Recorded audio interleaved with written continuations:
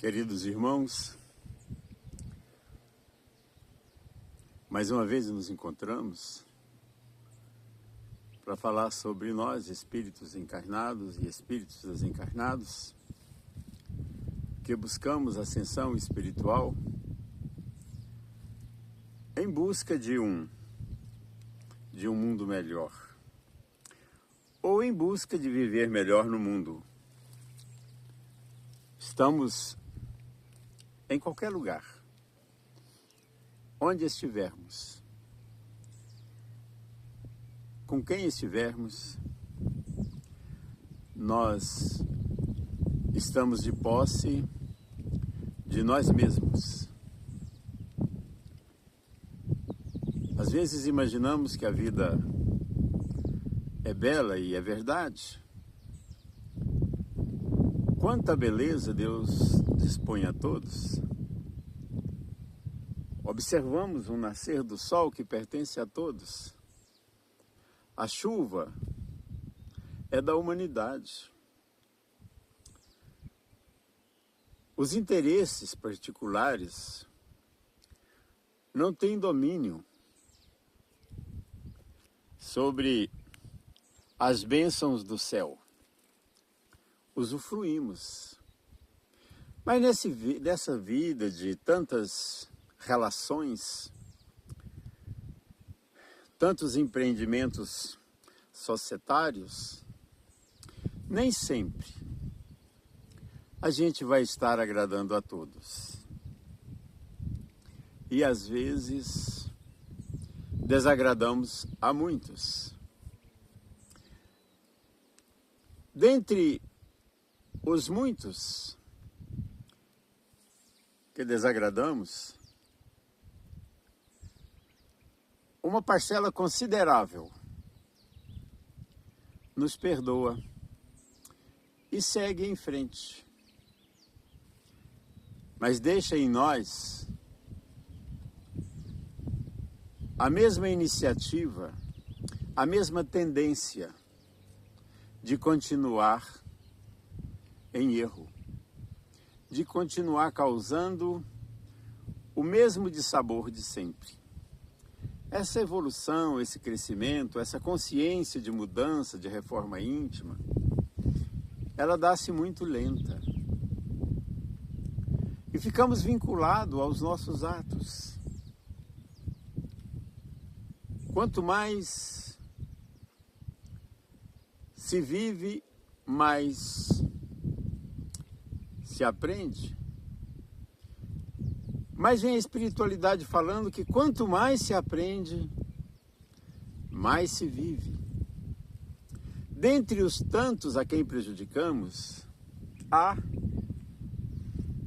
aqueles que desconsideraram a nossa ofensa e seguiram, mas há outros que não encontraram ou que não encontram recursos em si mesmo para seguir adiante. Fica preso então na mágoa, fica preso naquelas angústias, na incompreensão, desejo de vingança, alguma coisa assim que o prende à experiência. E essa experiência não vai para o passado, ela fica nos ombros de quem não esquece. Ela fica fazendo peso, causando sofrimentos. E isso por dias, meses, anos, séculos. Até que um dia Deus permite um reencontro. Muitas das vezes, essas pessoas nos encontram com o intuito de vingar, de cobrar de nós o que fizemos. Uma espécie de fazer justiça com as próprias mãos. E a partir de aí, Deus permite para a evolução dos dois. Porque Deus usa o homem para educar o homem. Chega uma hora em que o sofrimento é tanto que o sofredor começa a cansar de sofrer. E começa então a se desapontar com seus projetos. Mas sempre que há um pedido de acerto de conta por parte daquele que foi ofendido no passado, quase sempre há sim, nesse domínio, nesse desconforto causado por uma companhia, não é nem companhia, causado por uma obsessão, quase sempre há um desacerto, algo no passado que causou um rompimento, um distanciamento. Então é permitido, Deus permite que as pessoas se encontrem para concluírem que o amor é o vencedor. E aí, às vezes, é preciso até de um amor maior vir para direcionar esse amor incipiente, pequenininho, que está buscando o caminho.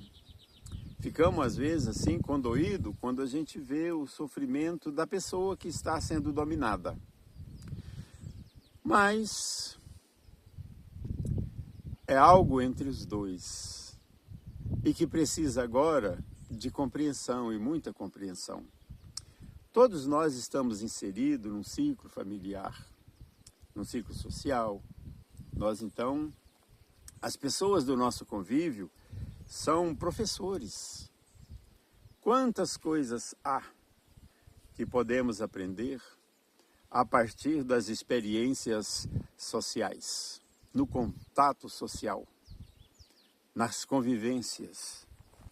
E então, há casos de penúria terrível, há casos de enfermidades que já vêm ao nascer. São fatores endógenos, doença de nascença. E ela tem por base corrigir naquilo em que erramos. E a nossa literatura está cheia de referências falando sobre causas e efeito. Nós vamos assim configurando a nossa trilha, a nossa caminhada, a partir das nossas ideias. A partir das nossas determinações, a gente vai escolhendo. Eu faço uma escolha hoje, sem pensar no resultado. É próprio do inexperiente. Imagina uma coisa e vai por ali. Se alguém aconselha, a pessoa aceita de imediato sem pesar consequências. E assim a vida vai passando. De repente, começamos a gostar do erro. Começamos a tirar proveito das oportunidades que Deus nos deu para a gente ser criativo, para a gente ser um companheiro, para a gente ser aquele que chegou num momento difícil. E nesse momento difícil a gente fez a diferença positiva na vida de alguém. Mas pela habilidade, a pessoa vê uma oportunidade. E essa oportunidade lesaria ou lesa a pessoa da relação. Pode ser na área da afetividade, como tem aí as infidelidades. Pode ser na área dos negócios, onde um aproveita do desconhecimento do outro de determinado assunto e subtrai grande parte ou até ao todo dos bens que possui. Quantos assassinatos não acontecem porque a pessoa possui algo que é de interesse do outro, e aí então ele arquiteta um acidente, alguma coisa, de maneira que ele, em posse dessa legalidade, pseudo-legalidade, transfere os bens e adquire agora, requisito das leis da natureza, das leis de Deus, uma oportunidade para consertar tudo. Como se a pessoa que foi lograda, que foi passada para trás, se até mesmo desencarnou em função do ato, como se ele deixasse de existir. Como se ele não tivesse sentimento. E como ser prejudicado dá uma impressão para a pessoa que prejudicou o outro que agora acabou a lei da terra, não me pune, e o outro está morto. Agora é eu e as coisas. Só que a pessoa pode estar do outro lado, magoado, e a gente não foge. Primeiro porque não os vemos, mas eles nos veem. Depois que a gente temos assim na nossa consciência uma lei que fica julgando, condenando a gente pela iniciativa infantil, impensada, ingênua. A gente não precisa do mais que o necessário. Mas então, muitos dos casos que nos acontecem de perseguição espiritual tem sempre uma causa anterior entre os dois. E quando não há uma causa entre os dois propriamente dito, porque quando eu pratico um mal, não é a pessoa a qual eu pratiquei o mal, necessariamente ela vir cobrar de mim. Eu continuo tendo assim uma iniciativa dessa prática. E se aquela pessoa me perdoou e seguiu adiante, a vida irá encaminhar uma outra para vir cobrar de mim o que eu fiz. Porque eu preciso, na verdade, isso é um processo de cura, um processo terapêutico, eu preciso eliminar de mim as causas desse prazer, desse descuido que eu tenho em prejudicar. Então eu citei que a nossa literatura espírita está cheia de casos, considerando casos importantíssimos para a gente olhar e aprender. Não é só ver, é preciso aprender, é preciso tirar o ensinamento da experiência alheia. Porque o que aquele fez para estar do jeito que está, podemos estar também fazendo algo que irá cobrar da gente um preço um pouquinho alto no futuro. Porque uma coisa ruim é pagar essas contas, né? Ela chega assim numa hora que você não espera. Fala, meu Deus do céu, agora meu filho, minha parente, alguém próximo a mim, se desequilibrou. Está vendo coisas, ouvindo coisas, falando coisas e a gente não sabe o que fazer, não é? A gente precisa está endemoniado, está encapetado. Essa pessoa não sei o que tem, xinga às vezes, né, a entidade que está perturbando. É as contas. É o sininho da escola chamando a gente para a sala de aula. E a professora dor, né, a professora desconforto, o professor desconforto, está lá na frente de um quadro com muitos problemas para serem solucionados e ele irá nos ensinar como sair disso. Nós temos o manual do Criador, o Evangelho de Nosso Senhor Jesus Cristo, com tantos ensinamentos, trazendo a afabilidade e a doçura como sendo o antídoto capaz de nos libertar. Esse libertar é um libertar assim, não de graça, né? Ele nos ensina a trilha da libertação. É através do perdão, do amor ao próximo, é através da caridade para com todos. Caridade para com os inimigos, porque muitas das vezes o inimigo fomos nós que causamos essa inimizade e hoje ele precisa de ver em nós uma disposição de amor. Uma disposição, um dinamismo, assim, uma capacidade de fazer o bem a todos. E ele irá aprender que a nossa felicidade, que procede do bem que praticamos, ele vai entender que esse é o caminho. Esse é o caminho. A gente aprende por repetição, a gente decora por repetição. A gente vai falando uma coisa tantas vezes, vai fazendo uma coisa tantas vezes, repetindo, aquilo passa a fazer parte de nós. Desculpem. Aquilo passa a fazer parte da nossa personalidade. O bem que eu pratico irá me defender, advogar em meu favor sempre. Porque quando estamos na empreitada, quando estamos em uso da oportunidade que temos de praticar o bem, nós estamos bem acompanhados por espíritos superiores. E aqueles que nos perseguem, seja qual for o motivo, sabendo que Deus não pode punir ninguém pelo bem que praticou e nem por o mal que não praticou, se estamos enfrentando agora uma situação reparadora, é porque praticamos o mal. E diante dessas oportunidades que temos agora de corrigir os erros do passado, nós temos ao nosso lado, né, nos ensinando essas lições de amor, espíritos superiores, que pode estar assim, convencendo a essa entidade perseguidora a também trilhar o caminho do perdão, a também trilhar o caminho da compreensão e libertar aquele que errou no passado por desconhecimento, sabendo que a dívida vai perseguir o devedor em qualquer lugar, até que ele quite. O último ceitil, é a palavra de Jesus, o céu e a terra não passarão, enquanto restar uma pequena dívida com relação à terra. Nós falamos tanto assim de mundo regenerador e a gente tem uma pressa. Eu não sei se a gente está com tanta pressa desse mundo regenerador, porque nós iremos assim viver numa sociedade assim mais seleta, ou se a gente está querendo que esses espíritos que causam dores vá para outro mundo sofrer muito em outro mundo. Parece que a gente está tendo assim um sentimento, muitas das vezes, né? Isso a gente quando fala, a gente fala que parece que a gente está querendo, mas nós estamos falando que há muitas pessoas que pensam assim, né? Que eles estão indo para lá por punição. E não é punição, é a lei divina que está aproveitando cada um de nós naquilo que temos capacidade de produzir, de fazer. Se estamos fazendo mal, mas temos inteligência, seremos levados para uma região onde a nossa inteligência irá fazer uma diferença extraordinária. E depois iremos compreender através dessa mudança, né?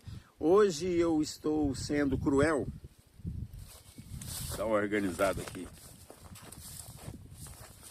Se hoje eu estou sendo cruel, amanhã essas pessoas, fruto da minha crueldade, virão para o meu seio familiar. Talvez filho, talvez cônjuges, talvez pais. A vida tem recursos para nos aproximar. E torce, através das oportunidades que nos oferece, para que sejamos triunfadores, para que possamos levar a nossa causa até o fim. Diante dessas oportunidades, precisamos de ter olhos de ver, precisamos de ter coração para sentir, precisamos ter ombro para abrigar, colo. Precisamos ser assim acolhedores, precisamos de ter ouvidos, precisamos ter uma voz consoladora. As pessoas com as quais fomos infelizes em relacionamentos anteriores irão perceber a nossa boa intenção. De início pode até nos criticar. Eu te conheço, eu venho de outras vidas, eu sei quem é você. Não sabe, eu sou uma outra pessoa. E essa outra pessoa agora te quer. Mas ela te quer com carinho, com amor. Ela te quer agora como parceiro evolutivo. Então, eu não sou mais aquela pessoa. E de tanto ele ver a perseverança no bem, ele irá acabar aderindo ao plano e passar de, às vezes, perseguidor para companheiro, não é? Para auxiliar. Diz a nossa doutrina que o endurecido, o sofredor, o cruel de hoje será mentor amanhã. Amanhã ele será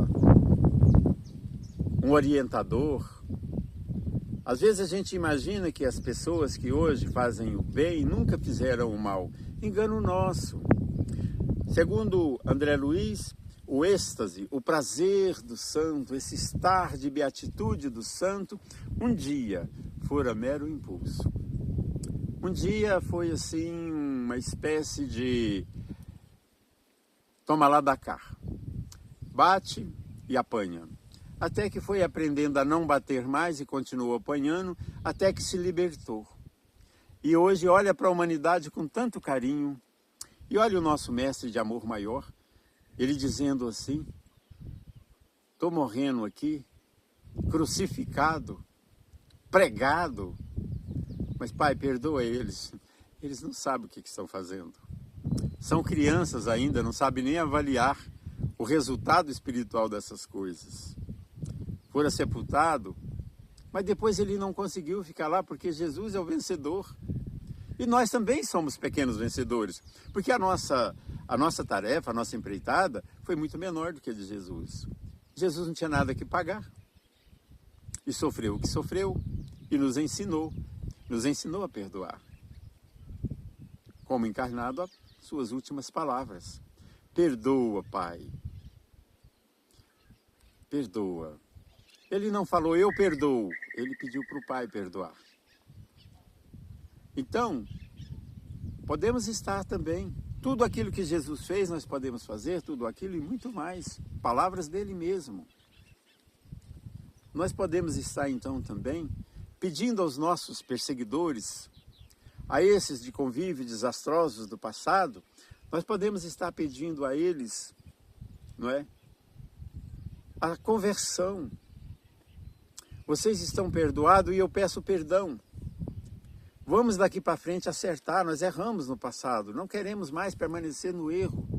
A dor que você me causa, eu sei, é menor talvez que a dor que eu te causei, mas agora a vida é outra. Tudo está modificado, o tempo está modificado, as pessoas com mais tecnologia, com mais informação, com tanta coisa hoje disponível para nós, e a gente ficar pensando em ódio.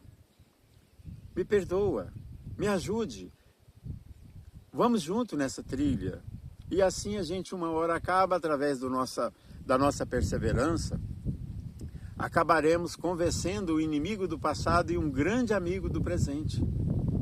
É assim que a encarnação vem trazendo para nós a condição de pai ou de parente muito próximo das pessoas que tiveram convívio desastrosos no passado. Há casos na nossa literatura de alguém que assassinou alguém e agora vem como filho do seu assassinado, da sua vítima. Há casos de pessoa que assassinou alguém e agora recebe o filho, recebe agora o assassinado como filho. Há pessoas que fez tanto mal aos outros e hoje, porque tinha muito poder, e hoje vem sem poder e está no convívio, está tudo junto.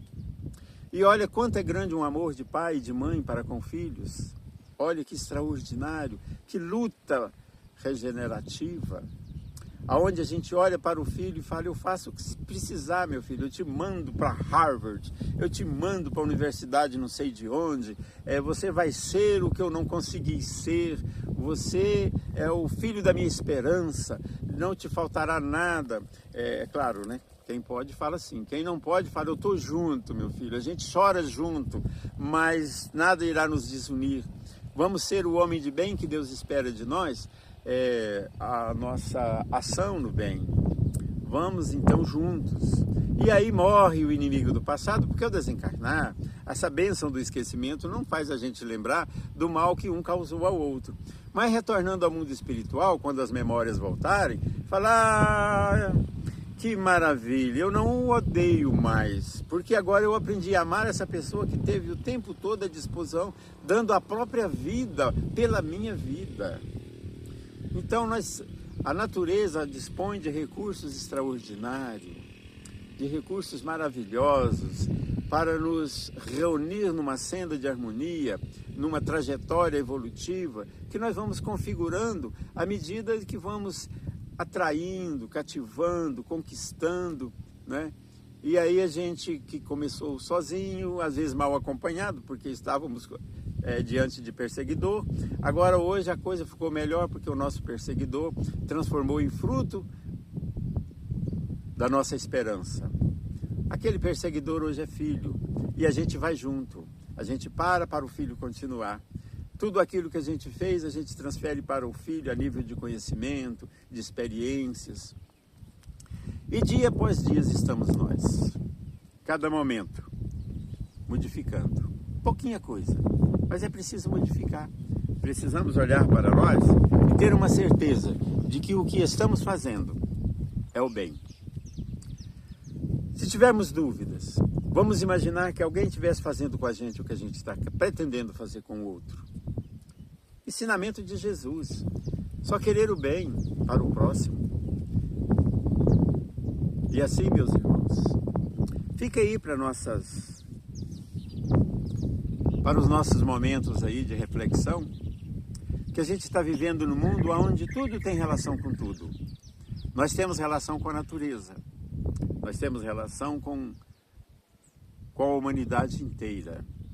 Segundo o nosso Evangelho, segundo o Espiritismo, no capítulo 2, no item 7, diz que todos os seres de um mesmo mundo são solidários, assim como as nossas encarnações, todas são solidárias. E todos os seres de todos os mundos são solidários. Olha que extraordinário saber que, além de não estarmos sozinhos, estamos ligados à humanidade.